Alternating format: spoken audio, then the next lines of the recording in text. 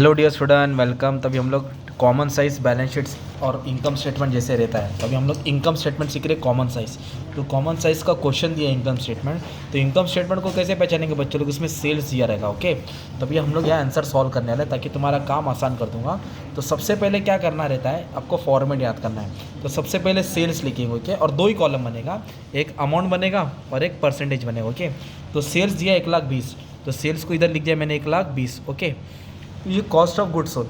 Cost of goods sold में क्या आता है, तुम्हारा जो ट्रेडिंग अकाउंट में आता है ना, तो ये सब तुम्हारा कॉस्ट ऑफ गुड्स सोल्ड में आता है। ये सब ऐड करने का और क्लोजिंग स्टॉक को माइनस करने का। तो मैं अभी लिखते लिखते बताता हूँ, फिर तुम लोग सुन लेता है। ओपनिंग स्टॉक आएगा कॉस्ट ऑफ गुड्स सोल्ड में, ओके, मतलब बनाने का खर्चा। परचेस आएगा, ओके, परचेस के बाद क्या आएगा, वेजेस आएगा, कैरेज इनवर्ड आएगा, क्या आएगा, कैरेज इनवर्ड आएगा, ये चारों आएगा ना। और क्लोजिंग स्टॉक माइनस होएगा, क्लोजिंग स्टॉक माइनस होएगा, वो याद करना है। तो ओपनिंग स्टॉक कितना दिया, 21,600, तो इधर लिख दिया 21,600, ठीक है, 21,600।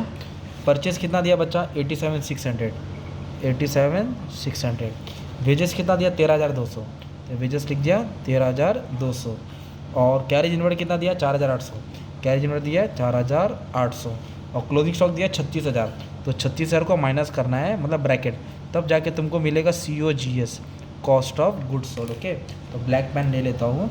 तो ये चारों को ऐड करूँगा और 36,000 माइनस करो, चारों को ऐड किया तो 127,200 आएगा, और 36 माइनस किया ना तो 91,200 आ गया। ये मेरा हो गया कॉस्ट ऑफ गुड्स सोल्ड। तो फिर ग्रॉस प्रॉफिट कैसे आएगा, ग्रॉस प्रॉफिट मतलब 1 - 2, मतलब सेल्स में से COGS माइनस करना, मतलब ये माइनस करना है।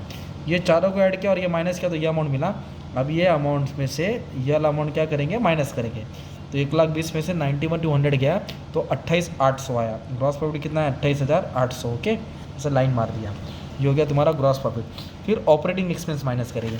ऑपरेटिंग एक्सपेंस क्या होता है, इसमें क्या आता है, office expense, selling expense, finance expense आता है। ऑफिस, सेलिंग, फाइनेंस आता है।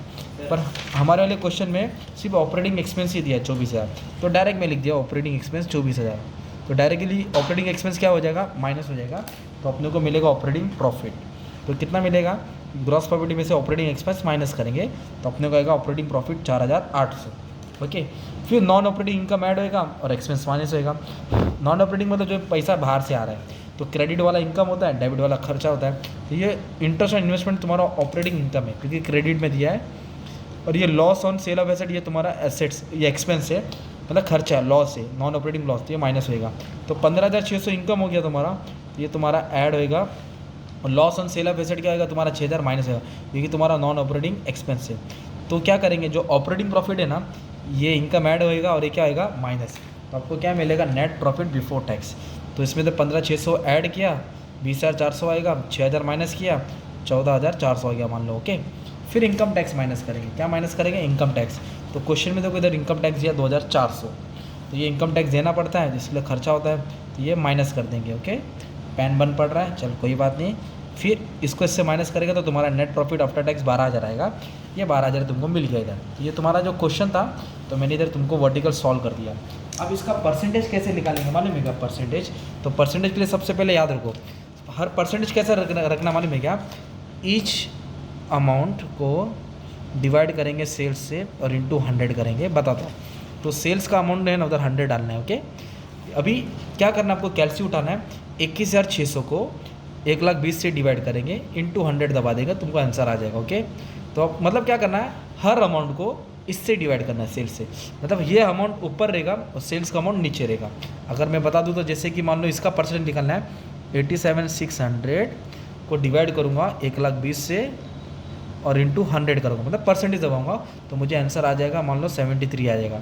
ऐसे करते तुमको सबका करते आना। ओके, तो आप इधर देख सकते हो क्या कैसे सॉल्व करने का था तुमको, हर अमाउंट को क्या करना है, टोटल से डिवाइड करना है। अगर मान लो आपको एक कैलसी लेके बैठे हो तो एक काम करो, देखो इधर अमाउंट कितना, 4,800 कैरेज अमाउंट, 4,800 को 1,20,000 से डिवाइड करो और परसेंट दबा दो, 4% आएगा। इस तरह तुम्हारा कॉमन साइज का सम सॉल्व हो जाएगा। ठीक है, बाकी जितना भी फॉर्मेट था मैंने बच्चे लोग सब अच्छे से सॉल्व कर दिया हो, तुम्हारा काम अच्छे से पढ़ लेना। ठीक है, thank you very much and all the best for exam. ठीक है, थैंक यू। ये तुम लोग कर सकते ना यार, इतना तो कर सकते।